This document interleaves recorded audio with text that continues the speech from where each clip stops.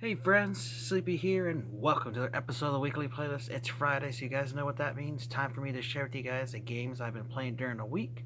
Now, you guys probably won't see this video until Saturday. I just don't think I'm going to have time to actually upload it today before I go to work.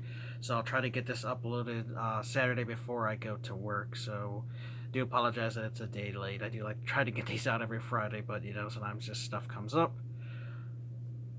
Again, let you guys know my thoughts and opinions on the games I played during the week. I'd like to hear what your guys' thoughts are on the games I share with you. Of course, I want to hear what games you guys have been playing because you guys really give me ideas of games to check out, and I love hearing about what you guys are playing. Just this last week, JR Man 331 was talking about this game called Guns, Gore, and Cannoli, and there's actually two of them. My buddy Dean had mentioned too that he had played it as well, and they both said that it's a really awesome game. So I checked out some gameplay of it, and it's really cool. So it's definitely on my list of games to get eventually. They are digital only, but I have seen that there was a couple of physical copies released a few years ago, but they're kind of expensive. So I'll probably end up downloading them digitally. I just don't know if I want to get them on my Xbox One or maybe get them on my Nintendo Switch. Because if I have them on the Switch, I can play them portably whenever I take my Switch out. So I'm thinking about one of those consoles. But again, see, I get great suggestions of games to play from you guys from hearing what games you guys have played. So I really appreciate that. And if you guys have any suggestions on titles you think I should check out, please let me know, as I'm always looking for new games to experience and play because there's so many games out there that I haven't played that I own in my collection. And if I don't have it in my collection, I'll add it to my list of games to eventually buy. I like to research stuff and check out stuff. So always love hearing your guys' recommendations. Now, this week I actually only have one game to share with you guys, and it's for Xbox One. I'm still been on a big Xbox One kick, been playing Xbox One like crazy. Now, I didn't get to play as much games this week as just I have been busy with work and other stuff besides gaming, so I didn't get to play as much as I normally do every week. But I have one game here that I'm getting really close to beating, and it's just the main campaign. There's still all the DLC to go through, and that is Homefront: The Revolution, which this game is awesome, an awesome first-person shooter. Highly recommend it to you guys. I got interested in this game when I heard my buddy Dean talking about the game and that he was looking forward to playing it this year. And so I decided to check it out because I love the original Homefront that was on Xbox 360. Now, first off, I'll let you guys know that this is like a sequel, also like a reboot to the series, because it does not continue the story from the 360 game. The 360 game, the North Korea and South Korea end up unifying, and then they end up taking over the U.S., and you have to fight back. The only similarities is that you still fight Korea in this game, but how they take over the U.S. is completely different. So in this one, the story is that there's a Korean company called Apex, which is like a big technology company that create tablets and computers and everything like that, and they sell them to the world, and especially America. And America just is obsessed with it. They just keep buying more and more of their technology.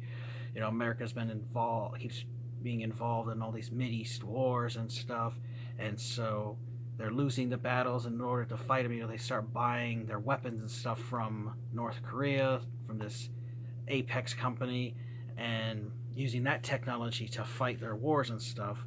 And then eventually, our military is like completely dependent upon all this foreign technology. It's all in the submarines, it's in the aircraft carriers, it's in helicopters, tanks, the weapons, and everything. And America doesn't realize that North Korea and South Korea, I'm assuming they're all just like one. It doesn't really explain uh, the Korea and all, like as far as like if they're unified or who it really is, but it's not really that important. But basically, they put a secret like backdoor ability into the technology where they could turn off Americans' use of it, and that's what they do. So they hit like a switch, and all the tanks stop working, the helicopters fall out of the sky, all the guns stop working, and it cripples America. And then North Korea, and it says, "Oh, we're gonna come help you guys out," and so they send troops and ships to America with saying that they have aid there as like a ploy, and then they take over America, and it becomes like a third world country, and they start killing citizens, gassing stuff, and eventually, different resistance groups, what they call themselves, start fighting back against the KPA. They call them Norks and stuff like that. And so this game picks up after all that stuff happened, because it all started in the year 2025. That's when they initiated their attack against America, and then this game takes place 4 years later in 2029 in Philadelphia, Pennsylvania, and that whole city is pretty devastated. Millions of people were killed. It's like a city is like in ruins. There's some areas that are okay, but a majority of it has been destroyed. And so that's where this game picks up. And now you take on the role of Ethan Brady, who is a member of the Revolution, the resistance group. And you start out the game with one of the main guys in the resistance, and then you just go from there. And it has a really great story. I really enjoy it. I just think it's kind of uh, ludicrous thinking about like North Korea and them like having all this technology where like my buddy Dean mentioned, like if this was, said it was like China or something that did this, then I could definitely understand it, because they are someone that's really in real life or into technology and things like that, and their communist stuff and all that, which we won't get into. But I could definitely see them doing something like this. So I don't know why they chose Korea as the enemy for the game, but regardless, it's it's still works for the story. Still has an enjoyable story. So I picked this game up at my game store for like $8 or something, and it had the pre-order bonus, which is cool. So I got the Revolutionary Spirit pack in this, and so that gave me gold handgun skin and then a Red Skull motorcycle skin for the single player camp, which is not a huge deal. But then I also got some unlocks for my co-op character: remote explosive, sniper scope, and marksman rifle to use in this co-op mode, this resistance co-op mode where you can play with other people. So it's players versus the computers, which I haven't checked out, but it'll look kind of cool. And I went to install this game, I decided I would check out the marketplace for it because I know that there was DLC available for it. And they had an awesome sale where you could get the full game and all the season pass stuff for only $6, like 85% off. So I said, hell yeah, I got to jump on that deal, because I was going to buy the season pass for $15 when, hell, I might as well save some money and buy the whole thing. And so that's what I got. So I don't even actually need my copy because I have the digital copy, but still a wonderful game. Highly recommend you guys get a copy of this and get all the DLC, because this does have 3 story expansion packs that continue the game after you beat the main one, which I'm looking forward to checking out after I beat this main story. But it's a great first-person shooter. Now, I know when it first released years ago, there were some bugs and issues with it, but they have since patched the game, and it has fixed all kinds of issues, and it has really made the game really enjoyable. Of course, I'm playing it post-patch, and I haven't experienced any issues at all. I did want to mention, too, that if you guys had played Terminator Resistance, there's actually 2 voice actors from that game that had voice characters in this game, which is really cool. You'll definitely hear the voices. The guy who played the main character in Terminator Resistance plays quite a few of the NPCs in this one, so a lot of them have the same voice. It's kind of that cheap budget of like 50 of the NPCs all have the same voice type of thing. And then you also hear the other guy who voiced a big character in Terminator Resistance, which I don't want to ruin it, because if anyone hasn't played Terminator Resistance, it's a pretty cool character you run into. But it was really neat seeing that. And then I had read in comments and stuff when I checked out videos of the people were kind of saying like it's kind of like the Terminator game, like a Terminator game but without Terminators, and I kind of have to agree with that. And just by playing Terminator Resistance, playing this one, it kind of has that same feel to it that Terminator Resistance did. So I don't know if the studios used the same engine or not when they made their games, because it wasn't made by the same studios, but I kind of get that feel for it, because it's in like a post-apocalyptic future, to destroyed America fighting an overwhelming enemy as a resistance thing, and that's kind of what happens in Terminator. So I kind of agree with that. That's just also pretty cool. I like the fact that this has a main story, but then it also has some side stuff. You can do these little side missions, and it's kind of like open world, and there's different little areas. So when you first start out the game, you just have to get to where you join the revolution, the resistance, and then it opens up into these different areas, which they have yellow zones and they have red zones. There's also green zones, but I never really ran into any of those. But once you get to the red zones, that's when the game like really opens up, and you have these little maps, and there's different things you can do, and like there's different the things broken up with different enemies that are all over the map, all kinds of different enemies, which is another thing too. I like there's a nice variety of Korean soldiers that fight, like your basic soldier, but then you have like chemical soldiers, and you got like these big armored soldiers, and then snipers. You know, there's a variety of enemies to fight, which is great, and some are stronger than others. There's also vehicles to fight in the game, and these little automated robots, and there's also these little flying dudes. There's also cameras and stuff to avoid, so really cool having a variety of enemies to fight. And of course, with that, you have a variety of weapons. But so in these maps, you know, you have different little strike points, they're called, and strongholds and stuff that you can actually take over. And when you do take over them, then your resistance people populate the area, and then that part of the map will actually turn blue instead of being red where the enemy is, and then less enemies will be in the air. And you can actually take over that whole map in that section, and you basically take it over. There's still, you know, be enemies around and stuff. They also have these big flying ships that have spotlights that go around the map. Sometimes they have one ship, sometimes they have two, and you have to really avoid those, because if you get in that spotlight, the game will start spawning enemies too. So that's another thing too I noticed is there's certain spawn areas where the same enemies will spawn over time, and you can just like walk around a building, and sometimes enemies will just randomly like appear there. So that's kind of an odd issue in the game, but it is what it is with that.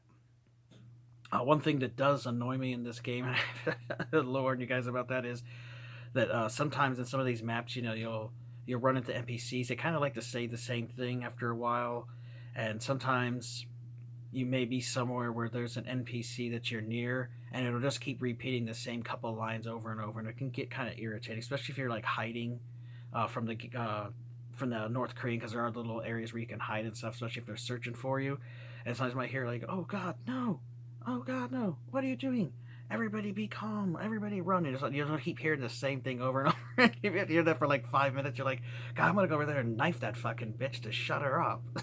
But I mean, other than that, you know, the game is still, you know, really enjoyable, and I really like that, you know, taking over the maps and stuff, and it's really cool. And you can take it over, and then you can continue, you know, with the story, and then you also eventually go to like these yellow zones, which are like civilian areas, and that's the same thing where you can take over, where you're trying to blend in with citizens, so you hide your guns and stuff like that, and you do things to sabotage the Koreans' control, so you can make the people uprise in that area, and then you'll go back to red zones. So there's, you know, a couple different yellow zones, a couple different red zones and stuff as you play through the story. Now, of course, you could just breeze through and just play only the story missions, but you know, I find it more fun to do everything in the game. There's also journals to collect, but you don't have to collect all of them. There's also several different achievements for doing different things. There's missions to do outside of the main story, which might be like photograph so many enemies or kill enemies with cocktails and stuff. And by doing that, you earn money, because the game has a money system which you use to upgrade and buy weapons and stuff. But you also have Korean tech points you get, and you earn that stuff by completing missions. But you also get it for taking over Korean stuff. Like if you hack into a communications grid example, you unlock like where all the little collectibles in the map are, which is really great, and it tells you like where other strongholds are. And if you take over a stronghold, example, you know, you get you get Korean tech stuff, but you also get their little compounds that they have set up, and you have weapon stashes and stuff. So every place you take over too, you get a weapon stash that you can access, and at that thing it refills your ammo, but you can also buy health packs, and you can upgrade your weapons.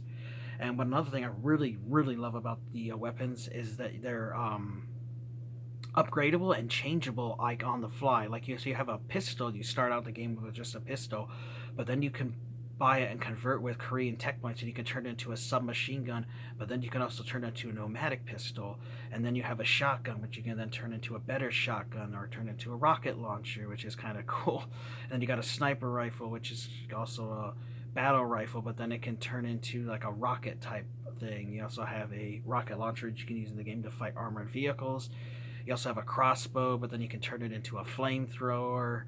And there's like another like rifle type weapon you can turn it into, which is really cool. So I like that you can change the weapon stuff. You can also buy different scopes for it or iron sights. You can put silencers on. You can get laser pointers. What the hell, not laser pointers. Geez, well that's basically what they're. But like a laser guide for your whip to help pinpoint where the weapon goes, which is cool. So I like that. So you can change the weapons, and then you can also upgrade them so they get bigger magazines, they do more damage, they have less recoil, and the just is longer. You can also upgrade Ethan himself. Can get where you can carry more health packs, you can carry more ammo, you can take more damage, you'll be seen less. So I like that you can upgrade. I have him completely upgraded. I got everything upgraded pretty much. Got all the games guns that are available. There's also different things you can get like hacking devices because you can hack um, computers. You can hack little devices that you can use to open doors.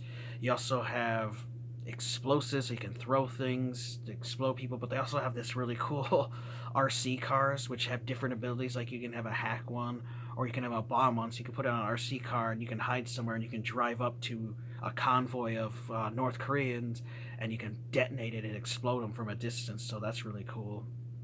They also have an alert meter that'll go off if you alert the thing, and it'll be like red. Also, the thing will flash red, and if you're in like a city or something, you'll hear in the yellow zones, you'll hear like a alarm going off, and you'll see a little red bar, and if you can break the line of sight, that red bar will start going down. Now, if you find like trash cans or a porta potty or something you can hide into, they go down even faster. And another thing I really like is, and it's kind of reminds me of playing the old Metal Gear games, is you'll see the enemies are red dots on the map, but when they're out actively searching, you'll see a red view in front of them, and that way you can see where they're at looking at the time, so you can avoid them. There's also cameras which you can clearly see their viewpoint, and that's always blue, like a bluish green if they haven't activated. And if you activate them, then they'll turn red, and they can spot you and stuff like that. So it's really interesting. You can also shoot and take them out, and so it's just really cool game. Like I really think you guys should definitely check it out. Like I said, the story's kind of ludicrous with like North Korea trying to take over the world. Like if they picked China, it'd be more believable because they would definitely be the ones that could do something like that. But it's worth checking out. It's a really fun game. I'm really far in the story now, and I just can't wait to see how the game ends. Has different difficulty settings, and I don't know if there's more than one ending. I'm assuming there's really just one ending because it's kind of a linear story. Just go from here to this and do this and that, which is completely fine for me. First person shooters. I don't have to have like 50 different endings or something for a game. And I heard people saying this is like a 12 to 30 hour game, depending how you play it. I've already got well over 30 hours in the game just because I've been going through doing everything, and I know I play these games at my pace. I never rush through them and stuff. I'm doing everything in all the different areas, and I was also grinding and killing enemies, and then I was working on unlocking achievements and stuff. Like you have to kill 30 snipers by knifing them. You have to do so many side missions, that stuff. Because I always enjoyed like unlocking achievements and stuff. So that also extends gameplay for me, looking for things, collectibles and stuff, and just exploring the world and seeing different things. And it's just overall a really fun first-person shooter. Like I said, you can upgrade your weapons and stuff to fight different enemies, because the enemies do get stronger as you play through the game. And it's just overall a really good game. I can't wait to check out the DLC, but definitely be sure you guys check out Homefront: The Revolution, because it's a really good game. Now, normally, I'll do my recap because I'd have more than one game, but this week, I just have the one game. And like I said, you guys definitely should check out Homefront: The Revolution. Wonderful first-person shooter. It's a continuation of the Homefront series. The first one was on the Xbox 360. That's the first one I played. Now, it's not related to each other. It's kind of like a reboot of the series, because they changed the overall story of how Korea attacks and takes over America. And you play as Ethan Brady in this, and you're trying to take back America from Korea. And it's a first-person shooter, and it's like I was saying, you guys have all those different weapons you can upgrade, and it's just a great story. And they do have 3 DLC story packs, plus they have some online modes for this game as well, which I haven't checked out, but it would be kind of cool to play some of those co-op games if people even play this game anymore, because this is an older title. Like, when did it freaking come out? 2016, so like 5 years ago now. But really good game. I definitely think you guys should check out Homefront Revolution. Can't wait to beat this next week, and I'll definitely let you guys know this next Friday if I do beat it. And not sure if I'm gonna once I beat the game, if I'm gonna start any of the DLCs, or maybe I'll put it down and play something else, because I have been playing a lot of first-person shooters the last couple of weeks with BioShock. Took a break from BioShock 2 as I've really been focused on this one, so I don't know if I'm gonna go back to BioShock 2 after beating this, or maybe I'll play a different game or something. So we'll see.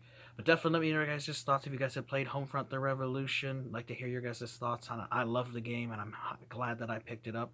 I'd also like to hear what games you guys have been playing, and if you have any recommendations on a title you think I should check out, please let me know, because you guys always do recommend really good games.